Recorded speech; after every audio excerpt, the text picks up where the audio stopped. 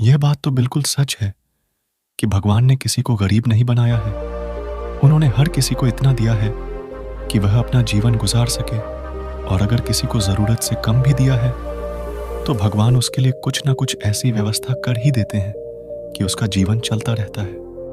हम अक्सर दूसरों की अमीरी देखकर अपनी अमीरी और गरीबी का अंदाज़ा लगाते हैं। यदि हमारे पास 100 हो और सामने वाले के पास 500, तो हम अपनी नज़रों में गरीब हो जाते हैं और सामने वाला अमीर हो जाता है। हम यह नहीं सोचते कि एक व्यक्ति कितनी मेहनत से रुपए कमाता है। जो व्यक्ति 500 कमा रहा है, उसकी ज़रूरतें क्या है?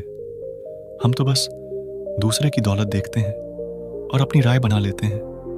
गौतम बुद्ध की आज की प्रेरणादायक कहानी के माध्यम से आप जानेंगे कि भगवान बुद्ध के अनुसार कौन धनवान और धनवान व्यक्ति होता है। साथ ही हम यह भी समझ जाएंगे कि गौतम बुद्ध हर व्यक्ति को अमीर क्यों कहते थे। गौतम बुद्ध की कहानी आपको बहुत प्रभावित करेगी और बुद्ध की इस प्रेरणादायक कहानी से मिली सीख आपके बहुत काम आएगी। एक बार की बात है, एक राज्य के राजा ने गौतम बुद्ध को कुछ दिनों के लिए अपने राज्य में आने का निमंत्रण दिया। बुद्ध ने उस राजा का निमंत्रण स्वीकार कर लिया और अपने कुछ शिष्यों के साथ उस राज्य में चले गए।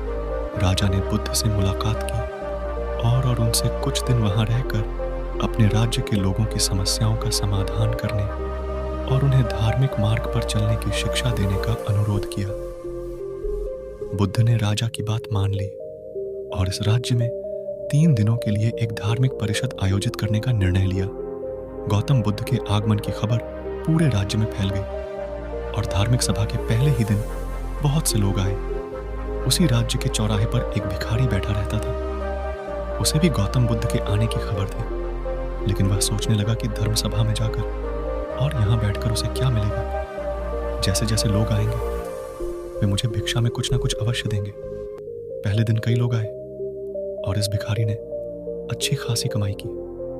अगले दिन फिर वही क्रम जारी रहा। भिखारी ने भीख मांगने के साथ साथ यह भी देखा कि धार्मिक सभा में जाते समय लोग उदास और दुखी हो रहे थे और उन्होंने उसे कुछ दिया भी नहीं। जब वह बुद्ध से मिलकर वापस आता है तो बहुत खुश दिखता है और खुशी खुशी भिक्षा भी देता है। यही सोचते सोचते दूसरा दिन भी बीत गया। तीसरे दिन जब बहुत कम लोग आए तो भिखारी परेशान हो गया। उसने कमाई नहीं की। उसने सोचा कि बुद्ध तो सबकी समस्याओं का समाधान दे रहे हैं, तो क्यों ना मैं भी उनके पास जाऊं और अपनी गरीबी दूर करने का उपाय पूछूं। ऐसा सोचकर वह भी धर्म सभा में गया, लेकिन वहां लंबी कतार थी। बड़ी मुश्किल से उनकी बारी आई। बुद्ध के पास पहुंचकर उसने प्रणाम किया और कहा, प्रभु, इस गांव में सभी लोग सुखी हैं और सभी लोग धनवान तथा सुख सुविधा संपन्न हैं। फिर मैं गरीब क्यों हूं? तुम गरीब हो क्योंकि तुम हमेशा दूसरों से मांगते रहते हो, लेकिन कभी किसी को कुछ नहीं देते हो। भगवान बुद्ध ने उस भिखारी को देखा। आपको लगता है कि लोग तुम्हें भीख में बहुत सारा धन देंगे, लेकिन आप किसी को बदले में कुछ भी नहीं देना चाहेंगे। यह सुनकर भिखारी बड़े आश्चर्य से बोला, हे प्रभु, क्या मैं लोगों को कुछ दूंगा? मैं भीख मांगकर ही गुजारा करता हूं। मेरे पास देने को आखिर है क्या? बुद्ध कुछ देर के लिए चुप हो गए और कुछ देर रुककर बोले, तुम बहुत मूर्ख हो। भगवान ने तुम्हें और हम सभी को किसी को देने या दूसरों के साथ बांटने के लिए बहुत कुछ दिया है। आपने एक मुस्कान दी है जिसे आप दूसरों के साथ साझा कर सकते हैं और उन्हें आशा और उम्मीद दे सकते हैं। तुम्हें आवाज दी गई है जिससे तुम मीठे बोल बोलकर लोगों की प्रशंसा कर सकते हो। तुम्हें 2 हाथ दिए गए हैं जिससे तुम दूसरों की मदद कर सकते हो। तुम्हें एक स्वस्थ शरीर दिया है जिससे तुम भीख मांगने के बजाय कड़ी मेहनत कर सकते हो।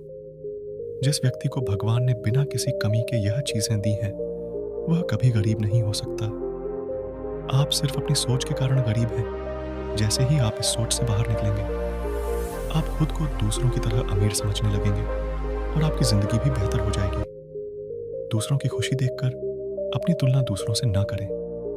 भगवान ने सभी को अमीर बनाया है, बस जरूरत है तो अपनी सोच सुधारने की। भगवान बुद्ध की बातें सुनकर मनुष्य को अपने जीवन का मूल्य समझ में आया और वह उनके द्वारा दी गई शिक्षाओं के अनुसार अपना जीवन जीने लगा। जब हम सभी अपनी तुलना दूसरों से करते हैं या दूसरों को खुश देखते हैं तो हमें लगता है कि हमारी जिंदगी खराब है और बाकी सब मजे कर रहे हैं। हम अपने जीवन में कभी भी अच्छी चीजों पर ध्यान केंद्रित नहीं करते हैं। हम कभी यह नहीं सोचते कि भगवान ने हमें स्वस्थ शरीर दिया है, जो सबसे कीमती चीज है। आप कितने भी अमीर क्यों ना हो, अगर आपका शरीर उपयोगी नहीं है तो वह पैसा भी किसी काम का नहीं है।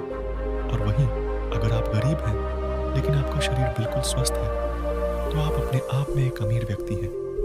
कोरोना काल में हम सभी ने देखा है कि पैसे से ज्यादा जरूरी स्वस्थ शरीर है। अगर आपको कहानी अच्छी लगी तो वीडियो को लाइक करें, कमेंट में बताएं आपने कहानी से क्या सीखा।